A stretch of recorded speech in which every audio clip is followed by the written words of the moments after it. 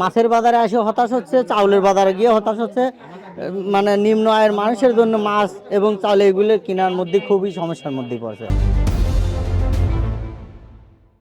মাছের দাম এখন যে যে দামটা এখন মাছের দামটা, মাছ যারা বিক্রি করে তারও দোষ নেই, কারণ মাছটা কিনে নিয়ে আসতে বেশি দাম দিয়ে এখানে বিক্রি করা লাগে বেশি দাম দিয়ে। সবাই মাছ তো আর এইভাবে কম দামে তো আর পাওয়া যাচ্ছে না।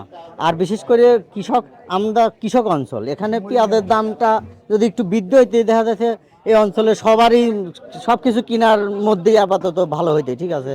পেঁয়াজের দাম নাই, কৃষকের 6 মাসের একটা কৃষি পেঁয়াজ উৎপাদন করে, সেই পেঁয়াজের দাম না থাকায় মাছের বাজারে এসে হতাশ হচ্ছে, চাউলের বাজারে গিয়ে হতাশ হচ্ছে। মানে নিম্ন আয়ের মানুষের জন্য মাছ এবং চাউল এগুলো কেনার মধ্যে খুবই সমস্যার মধ্যে পড়ছে। ধান, চাল, তেল, তরকারি সব জিনিসের দাম বাড়ি গেছে, কোনো জিনিসের মার্জিন নাই। তাহলে আমরা তো গরিব কৃষক, আমরা কর্ম করি খাই, আমার তো চলার মতো একটা পরিস্থিতি থাকবে নাকি? আমরা চলবো কীভাবে? আবার অপরজন করে খাই, পরাবাড়ি কামলা দিখাই অলরেডি। খালি চলার মতো পরিস্থিতি আমার নেই। সব জিনিসের দাম খালি বাড়তেই আছে। তেলের দামও বাড়তেছে, চালের দামও বাড়তেছে, ধানের দামও বাড়তেই হবে। তাহলে আমরা চলবো কীভাবে? আমরা মনে করেন চালুর ব্যবসী, আমরা যখন যাবা কিনবো তখন সেইভাবেই বেচবো। এখন কিনতে বেশি দামে, আমরা কম দামে কি করি বেচবো? খরিদ্দার আমার একার কমের কথা কয়, কম কম দেন, কম আমরা পাবো কোনে? আমরা কিনলে কম পারতেছি নি, দিন কর দিন বাড়িয়েই যাচ্ছে, কুমার তো কোনোই দেখতেছি না আমরা, ঠিক আছে। আর খরিদ্দার সাথে আমার ঝগড়া করা লাগে, এই অবস্থা আছে আমার। আগের তুলনায় এক সপ্তাহ আগে বেচছি 600 এই মাছ, আগের সপ্তাহ চাইতে কেজি প্রতি 50 টাকা বাড়তি।